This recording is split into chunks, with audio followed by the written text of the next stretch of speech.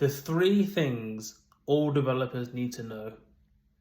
Now, when I was learning to code, all I did was learn framework after framework, language after language.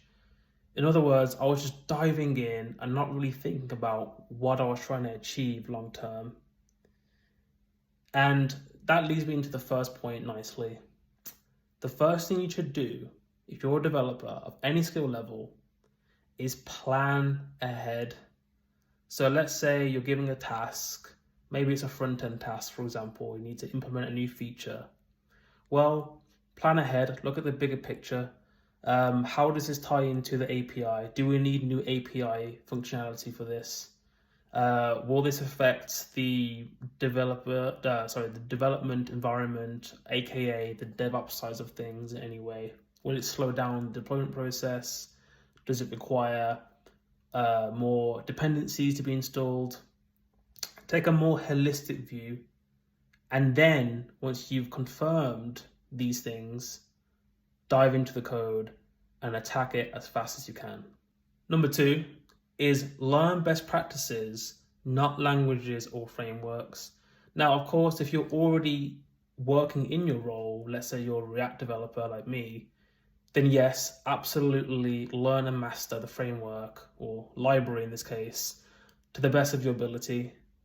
But what I'm saying is, if you're a junior dev and you're trying to get your first role, really focus on the fundamentals.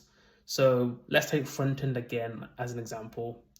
So with front-end development, there's this whole concept of rendering and lifecycle hooks in React, for example. But all front-end frameworks use this concept of rendering, lifecycle methods, and this whole idea of state. So really understand what that means and the best practices when it comes to designing components, because all frameworks use components. And again, it's how do I make sure that what I'm learning can apply to any framework in the front-end example. For backend, again, it's just simple JavaScript. Let's say you're doing Node.js, JavaScript best practices, or TypeScript if you're if the job requires it.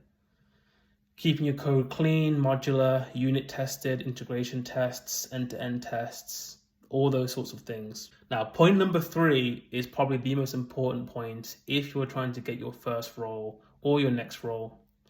It's focus on the who. Again, do not focus on trying to learn every single framework or get a bunch of certificates from boot camps or a computer science degree or whatever certificate you can show off on LinkedIn. Focus on going outside of your room and attend as many networking events as you can. So there's always, if you live in a city, there's like a tech festival or tech event on almost every day.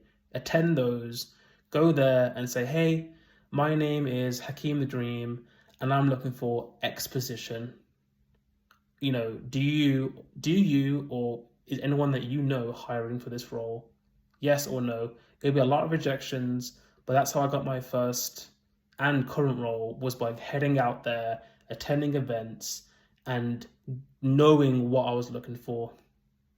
So yeah, just to summarize the video, the three main points are: number one, learn to plan ahead. Don't just charge in and start coding, because you'll run into a wall and you won't know why, and you may get distracted. So holistic view, big picture think, don't get stuck on one thing.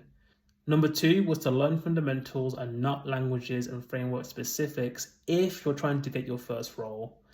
And then number three was focus on the who, not the what, the how, the where, what do I need to know, where do I need to go. Focus on who has the opportunity that I'm looking for by attending as many events as possible in person.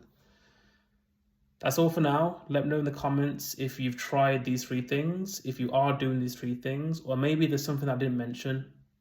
Thanks for watching, and I'll see you guys soon.